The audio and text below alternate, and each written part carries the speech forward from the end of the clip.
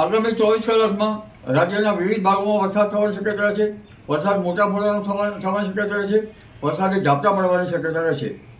લગભગ મધ્ય ગુજરાતના ભાગો, અમદાવાદના ભાગો, ગાંધીનગરના ભાગો, આ ઉપરાંત ઉત્તર ગુજરાતના ભાગો, બનાસકાંઠાના ભાગો, વાવ થરાદના ભાગો અને સાબરકાંઠા અરવલ્લીના કોઈ ભાગમાં વરસાદ ઝાપટા પડવાની શક્યતા છે. ઉત્તર સૌરાષ્ટ્રના કોઈ ભાગોમાં પણ ક્યાંક વરસાદ ઝાપટા પડવાની શક્યતા છે. સૌરાષ્ટ્રના અન્ય ભાગોમાં પણ ક્યાંક વરસાદ ઝાપટા પડવાની શક્યતા છે. દક્ષિણ ગુજરાતના કેટલાક ભાગોમાં વરસાદ ઝાપટા પડવાની શક્યતા છે. પરંતુ લગભગ 15 ઓગસ્ટમાં અરબ બંગાળ ઉપસાગરના ભેજના કારણે મધ્યપ્રદેશના ભાગોમાં ભારેથી અતિભારે વરસાદ થવાની શક્યતા રહેતા નર્મદાના જળસ્તરમાં વધારો થવાની શક્યતા છે. હમણાં વરસાદ પડી રહ્યો છે તે આશ્લેષા નક્ષત્ર છે, જેનું પાણી કૃષિ પાકો માટે સારું ગણાતું નથી, એટલે બરાબર થઈ કૃષિ કાર્યો કરવા સારા રહે. તારીખ 17 થી 19માં પણ ગુજરાતના કોઈ ભાગમાં વરસાદ ઝાપટા પડવાની શક્યતા રહેશે. મઘા નક્ષત્રનું આ વરસાદી પાણી કૃષિ પાકો માટે સારું ગણાય છે.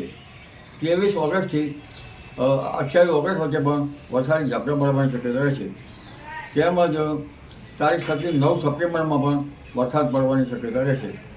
ઓગસ્ટના અંતમાં અને સપ્ટેમ્બરની શરૂઆત સુધીમાં બંગાળ ઉપસાગર અને અરબ સાગર બંને સક્રિય થવાની શક્યતા રહેશે. ખાસ કરીને અરબ સાગર સક્રિય થવાની શક્યતા રહેશે, જેના કારણે દ્વારકાના ભાગો, પોરબંદરના ભાગો અને જામનગરના ભાગોમાં પણ વરસાદી ઝાપટા પડી શકે.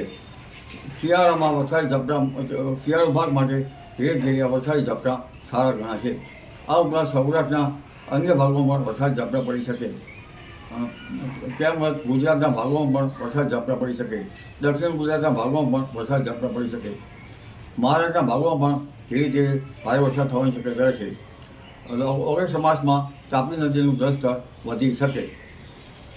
આ ઉપરાંત તારીખ 12મી સપ્ટેમ્બરથી ભારે વરસાદ ઝાપટા પડવાની શક્યતા રહેશે. શ્રાવણ વદના પાછલા દિવસથી શ્રાવણ સુદ ભાદરવ સુદ પાંચમ સુધી વરસાદ થતો રહેશે. ગણેશ ચતુર્થીના દિવસોમાં આ વરસાદ થતો રહેશે. અંબાજીના ડુંગરાળ વિસ્તારમાં પણ આ વરસાદ થતો રહેશે. ગણેશ વિસર્જનની આસપાસમાં વરસાદ થતો રહેશે. ભાદરવી સુદના માસમાં પણ વરસાદ થતો રહેશે. પરંતુ ઉલ્લેખનીય છે, આ વરસાદ ગરમી વચ્ચે પણ થવાની શક્યતા છે. 13મી સપ્ટેમ્બરમાંથી ગરમી પડે અને 23 સપ્ટેમ્બરમાં ભારે ગરમી પડવાની શક્યતા રહેશે. ગરમીના કારણે હવાના હળવા દબાણ ઊભા થાય અને વરસાદ પડતો રહે. તેમજ તારીખ 10 ઓક્ટોબર પછી પણ વરસાદ થતો રહેશે. ઓક્ટોબર નવેમ્બરમાં વાવાઝોડા બનવાની શક્યતા રહેશે. લગભગ સ્વાતિ નક્ષત્રમાં વરસાદ થતાં કહેવાય છે કે તેના બૂંદથી માછલીના પેટમાં જાય તો મોતી થાય છે. સ્વાતિ નક્ષત્રમાં પણ દરિયામાં વરસાદ થવાની શક્યતા રહેશે.